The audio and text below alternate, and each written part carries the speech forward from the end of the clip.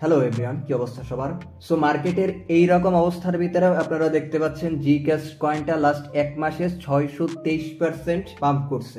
So বর্তমানে আপনারা Twitter খুলুন বা ইউটিউবে যান, সব জায়গায় দেখবেন যে জিক্যাশ নিয়ে কথাবার্তা হচ্ছে এবং জিক্যাশ মোটামুটি বর্তমানে একটা ট্রেন্ডিং কয়েনে চলতেছে। সো আজকের ভিডিওতে আমি আপনাদেরকে এই বিষয়টাই বুঝিয়ে দেওয়ার চেষ্টা করবো যে কেন জিক্যাশের প্রাইস এরকম একটা পাম্প হইলো এবং এর পিছনে আসলে রিজন কি, আর জিক্যাশের প্রাইস ফিউচারে কোন পর্যন্ত যেতে পারে বা কোন পর্যন্ত পাম্প করতে পারে। সো পাম্পের শুরুটা হয়েছিল মূলত নেভালের এই টুইটটার মাধ্যমে, যেখানে নেভাল লেখছিল যে bitcoin is how you protect your money, Ethereum is how you invest it, Solana is how you gamble it and Zcash is how you spend it.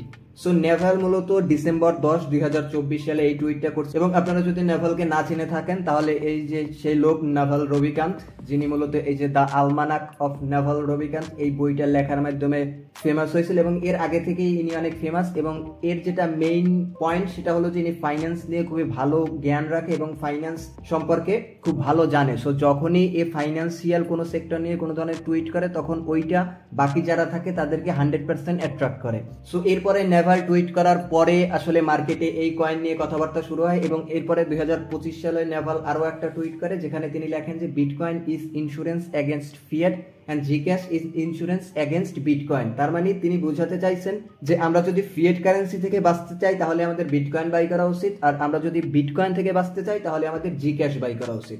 So এই কথাটা নেভাল কেন বলছেন তার পিছনে দুইটা কারণ আছে। ফার্স্ট কারণ হলো যে আপনারা জানেন যে কোয়ান্টাম কম্পিউটিং আসতেছে এবং কোয়ান্টাম কম্পিউটিং যদি ভালোভাবে ডেভেলপ হয়ে যায় তাহলে কোয়ান্টাম কম্পিউটিং এর এইরকম পাওয়ার আছে যেটা বিটকয়েনের অ্যালগরিদমকে হ্যাক করতে পারবে এবং বিটকয়েনের যে ওয়ালেট আছে ওই ওয়ালেটকে হ্যাক করতে পারবে। সো বিটকয়েনের ওয়ালেট যদি হ্যাক হয়ে যায় তাহলে আপনারা জানেন যে বিটকয়েন অটোমেটিক্যালি তারা নিয়ে নিতে পারবে এবং কোথায় নিয়ে নেবে এটা জানারও কোনো ওয়ে নাই। সো এইখানে এই যে মাদ্রাস ভিরজা এই নামের এক লোক যার পোস্ট নেভাল রিপোস্ট করছিল, সো সেখানে তিনি কোশ্চেন করছিলেন যে do quantum computer ব্রেকস everything in electric curve system, অর্থাৎ আমরা যে বর্তমানে যে সিস্টেমে আসি, যে ইন্টারনেট সিস্টেমে আসি, এই সিস্টেমে সবকিছু কি কোয়ান্টাম কম্পিউটার ভেঙে ফেলতে পারবে? সো সেখানে তিনি লেখছেন যে নো, কোনোভাবেই না। জিক্যাশের যে ইনফ্রাস্ট্রাকচার ওই ইনফ্রাস্ট্রাকচারটা ভাঙা আসলে অনেকটা কঠিন হয়ে যাবে।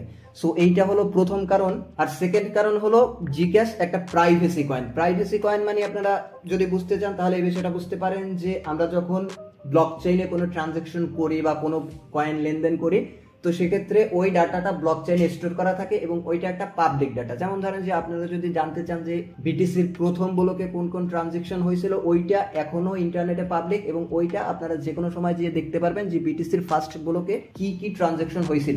এখন যারা বড় বড় ইনভেস্টর তারা তো কখনোই চাইবে না যে তারা কোন কয়েন ইনভেস্ট করলে এটা সাধারণ মানুষ জানুক বা তারা কখন সেল করলে এটা সাধারণ মানুষ জানুক। তো সেক্ষেত্রে তাদের যেটা দরকার হবে সেইটা হলো প্রাইভেসি, অর্থাৎ তারা ব্লকচেইনে ট্রানজাকশন করবে কিন্তু ওইটা সাধারণ মানুষ দেখতে পারবে না।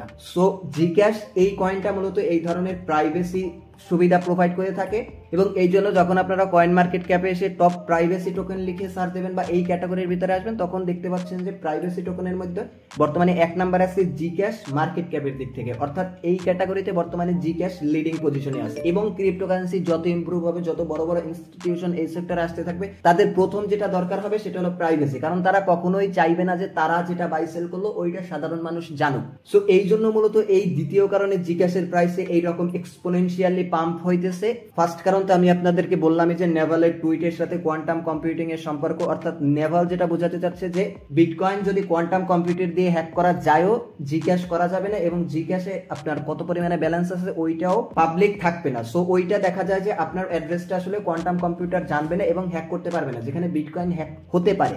সো এই জন্য নেভাল মূলত বলার চেষ্টা করছে যে if bitcoin is insurance against fiat then Zcash is insurance against bitcoin. আর দ্বিতীয় কারণ আমি আপনাদেরকে বললাম যে প্রাইভেসি। সো এই দুইটা কারণে মূলত আমরা জিক্যাশের প্রাইসে এইরকম পাম্প দেখতে পেয়েছি।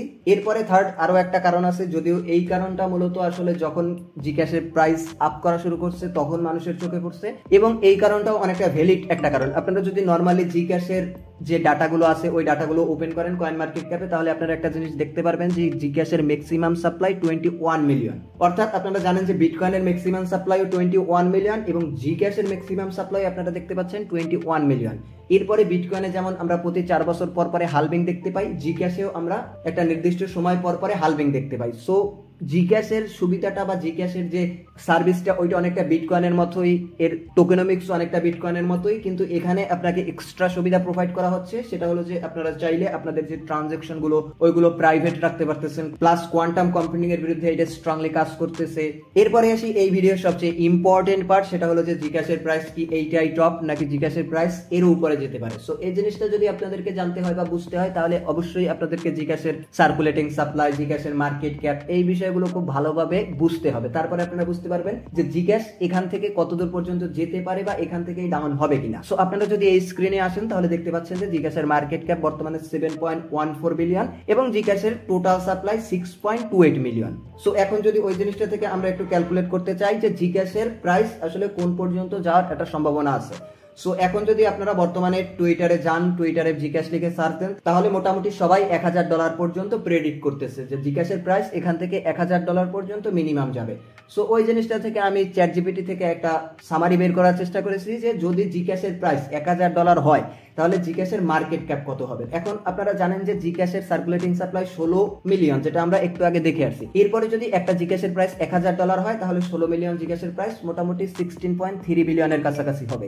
সো এখন যদি আপনারা চিন্তা করেন যে জিক্যাশের মার্কেট ক্যাপ কি 16.3 বিলিয়ন হওয়া সম্ভব, সো একটু যদি নর্মালি আপনারা চিন্তা করেন যে বিটিসির মার্কেট ক্যাপ বর্তমানে $2.2 ট্রিলিয়ন উপরে। সো যদি জিক্যাশের মার্কেট ক্যাপ 16.3 বিলিয়ন হয়, এইটা বিটিসির মাত্র 0.7% আর ইথেরিয়ামের মাত্র 3.53%। সো নর্মালি চিন্তা করলে আসলে এই মার্কেট ক্যাপ ইজিলি সম্ভব। বিটকয়েনের মাত্র 0.74% মার্কেট ক্যাপ, এটা খুব বড় একটা বিষয় না। এরপরে অনেকে চিন্তা করতেছে যে জিক্যাশের প্রাইসে হয়তো আমরা এর চেয়েও বড় কোনো ধরনের পাম্প দেখতে পারি। এখন এইটা বাবলও হতে পারে, এটা ফেটেও যেতে পারে, বাট এইখানে আপনাদেরকে যেটা বুঝতে হবে যে বর্তমানে জিক্যাশের প্রাইস আপওয়ার্ডের পিছনে শুধুমাত্র আমাদের মতো রিটেইলাররা দায়ী না, এখানে অনেক ইনস্টিটিউশন প্লাস অনেক বড় বড় প্লেয়াররাও আছে। যেমন আপনাদের আমি এর আগে নেভালের কথা বলছি, এরপরে আপনারা আর্থার হাইসকে যদি চিনে থাকেন, ইনিও ক্রিপ্টো মার্কেটের অনেক বড় একটা ইনফ্লুয়েন্সার। সো এর টুইটে যদি আসেন আপনারা দেখবেন যে প্রতিদিন জিক্যাশ নিয়ে টুইট করতেছে এবং জিক্যাশকে আপগ্রেড করতেছে। এই যে দেখছেন, it's a Halloween can some guy take this bitch to 500।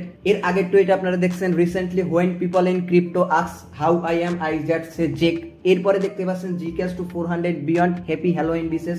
মানে আপনারা যদি এই টুইটগুলো দেখেন, দেখবেন যে কন্টিনিউয়াসলি জিক্যাশ নিয়ে পোস্ট করতেছে এবং এখান থেকে আপনারা দেখতে পাচ্ছেন যে ইনি আরেকটা পোস্ট করছেন নাথিং স্টপ দিস ট্রেন্ড, অর্থাৎ ইনি প্রেডিক্ট করতেছে যে জিক্যাশ মোটামুটি 10K পর্যন্ত যাবে। তবে আমি 10K পর্যন্ত আইডিয়া করতেছি না, আমি মোটামুটি 1K পর্যন্ত আইডিয়া করে আপনাদেরকে সেই রকম একটা ডাটা দেখানোর চেষ্টা করলাম বা সেই রকম একটা ক্যালকুলেশন দেখানোর চেষ্টা করলাম। এবং আমি বিশ্বাস করি যে বিটকয়েনের মাত্র 74% মার্কেট ক্যাপ জিক্যাশে আসা সম্ভব। এটা অনেক বড় কোনো কিছু না এবং জিক্যাশের মার্কেট ক্যাপ $16.7 বিলিয়ন অনেক বড় কিছু না, কারণ এটা একটা মিড ক্যাপ কয়েনের মার্কেট ক্যাপ। যেখানে ইথেরিয়ামের মার্কেট ক্যাপ প্রায় $500 বিলিয়ন বা $468 মিলিয়ন, সেখানে জিক্যাশের মার্কেট ক্যাপ $16 বিলিয়ন। এটা বড় কোনো বিষয় না। সো আমি মনে করি যে এখনো আপনারা চাইলে জিক্যাশে ইনভেস্ট করতে পারেন, বাট আপনারা যদি জিক্যাশে ইনভেস্ট করতে চান সেক্ষেত্রে অবশ্যই আপনাদেরকে ডিসিএ করা উচিত। কারণ হলো যে জিক্যাশের প্রাইস বর্তমানে অনেকটা আপে চলতেছে, এখান থেকে আরো আপে যেতে পারে, সেটা নিয়ে কোনো সন্দেহ নাই। তার কারণ হলো যে যখন মানুষ $1000, $2000, $5000 বিটকয়েন বাই করতেছিল, তখনও সাইড বেঞ্চে দিয়ে কেউ কেউ বলতেছিল যে বিটকয়েন ওভার প্রাইস হয়ে গেছে, এখান থেকে বিটকয়েন নিচের দিকে আসবে। তো সেখান থেকে যদি বিটকয়েন $1,25,000 আসতে পারে, সো জিক্যাশ $300-400 যে ওভার প্রাইসে চলে যাচ্ছে বিটকয়েনের মতো ইনফ্রাস্ট্রাকচার নিয়ে, বিটকয়েনের মতো সাপ্লাই নিয়ে, প্লাস বিটকয়েনের চেয়ে আরো এক্সট্রা সুযোগ সুবিধা নিয়ে, তো সেক্ষেত্রে আমি মনে করি না যে $400 বা $500 জিক্যাশের জন্য খুব বড় একটা প্রাইস হয়ে যাচ্ছে। জিক্যাশ এখান থেকে উপরে যেতেই পারে। সো আজকের ভিডিও এই পর্যন্তই, যেখানে আমি আপনাদেরকে জিক্যাশ নিয়ে বিস্তারিত বলার চেষ্টা করছি। বাই দ্য ওয়ে, যদি আপনাদের অন্য কোনো কিছু জানার থাকে তাহলে সেটা আপনারা আমাকে কমেন্টে জিজ্ঞেস করতে পারেন। আর সবচেয়ে বড় কথা হলো যে ক্রিপ্টো মার্কেট বা যে কোনো ধরনের ফাইন্যান্সিয়াল মার্কেটই হোক, সেখানে সিওরিটি বলতে কিছু নেই। যদি কেউ আপনাকে বলে থাকে যে এই কয়েন 100% পাম্প হবে, এখান থেকে 100% শিওর কয়েনের প্রাইস বৃদ্ধি পাবে, তাহলে আপনি নর্মালি বুঝে নেবেন যে ওই লোক স্ক্যাম এবং আপনার সাথে স্ক্যাম করার চেষ্টা করতেছে। ওখান থেকে আপনারা 100% দূরে থাকবেন। আমি আপনাদেরকে জাস্ট ইনফরমেশন গুলো দেওয়ার চেষ্টা করি এবং ইনফরমেশন গুলো দিয়ে বোঝানোর চেষ্টা করি যে আসলেই এখানে কোনো ধরনের পোটেনশিয়াল আছে কি নাই। আমি মনে করি জিজ্ঞাসা এখনো পোটেনশিয়াল আছে, বাট আপনারা যদি বাই করতে চান অবশ্যই আপনাদের নিজস্ব রিস্কে বাই করবেন এবং আমি আপনাদেরকে অবশ্যই সাজেস্ট করবো যে আপনারা ডিসিএ করেন। আরেকটা বিষয়, যদি ক্রিপ্টোকারেন্সি ট্রেডিং এ আগ্রহী হয়ে থাকেন বা ক্রিপ্টো মার্কেট থেকে ইনকাম করতে চান, তাহলে অবশ্যই আমার চ্যানেলে সাবস্ক্রাইব করে রাখতে পারেন। আর ক্রিপ্টোকারেন্সি মার্কেটের আপডেটগুলো রেগুলারলি পেতে হলে অবশ্যই আমার টেলিগ্রাম চ্যানেলে জয়েন হয়ে থাকতে পারেন, লিংক ডেসক্রিপশনে দেওয়া থাকবে। আজকের ভিডিও এই পর্যন্তই। যদি ভিডিও ভালো লেগে থাকে তাহলে অবশ্যই ভিডিওতে একটি লাইক দিয়ে দিবেন। ধন্যবাদ।